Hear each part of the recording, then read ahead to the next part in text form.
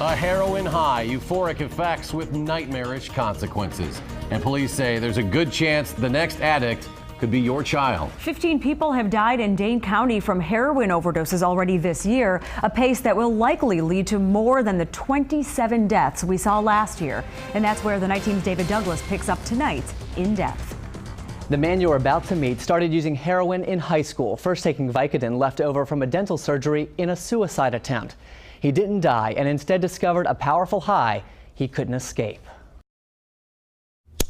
The crack of a lighter and the bubbles in a spoon. You get an entire body rush when you do it. The high of shooting up on heroin. It's Dr. Jekyll and Mr. Hyde, where it would be the good half saying, well, this is a bad thing, don't do it, and the other half being like, well, you need it, you gotta do it. Tony Ransley spent 9 months as an addict. Eventually it was, I need this to feel normal. I'm not even hardly getting high anymore because I need to feel normal. Clean for 2 years, the 21-year-old now talks about the withdrawals that kept him using. I get a headache, nauseous, body aches, cold sweats, can't sleep, can't eat, can't drink, diarrhea, a whole 9 yards. It's not fun. You talk to anybody in the emergency rooms and they will tell you that is the most urgent health problem that we have right now. Heroin use is on the rise, and Madison Police Captain Joe Balla says Tony fits the profile of heroin users in Dane County. Most are between 18 and 24, likely to be white, more women than men. It affects all types of families, both from the upper income and lower income. It's an expensive addiction, no doubt about it. In Tony's case, $150 a day. Narcotic and Gang Task Force member Lieutenant Brian Ackert says addicts will do anything to support the habit. A lot of it is property crimes, thefts from autos, burglaries, thefts. There's financial crimes, forgery, forged checks, credit card fraud. But what's most concerning to law enforcement is the increased number of people dying from heroin overdoses, like a 24-year-old woman 2 weeks ago. We got the call too late to revive her, and she's gone. The Madison Fire Department is being called to more overdoses each year, not only from heroin, but the prescription painkillers that almost always provide the gateway.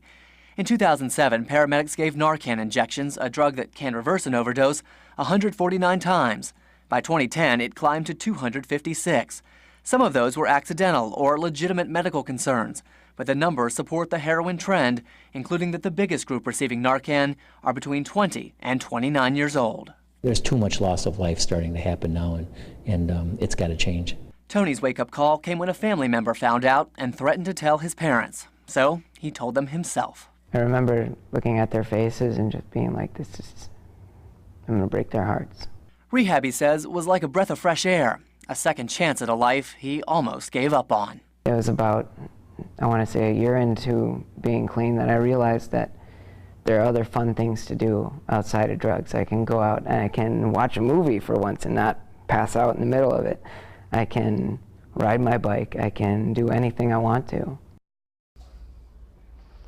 So why did he talk? Why did he tell this story now? Because he wanted you to know he could be your kid or maybe your neighbor.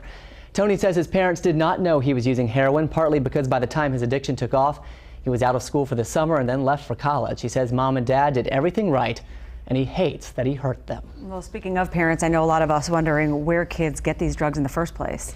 The same people who are selling OxyContin and other things that they're snatching out of medicine cabinets have those connections. And this is not done in alleyways or on street corners. This is done through texting and cell phones, and we're told it's happening in high schools. Oh, I appreciate Tony sharing this story. And people, we understand, are coming to Dane County to get this drug. Well, you know, we think of Chicago as being the big city, but to a lot of people in rural areas, this is a big city, and so people are driving 50 or 60 miles to come to the Madison area and purchase narcotics. News 3's David Douglas reporting. Nice piece, David. Thank you very much.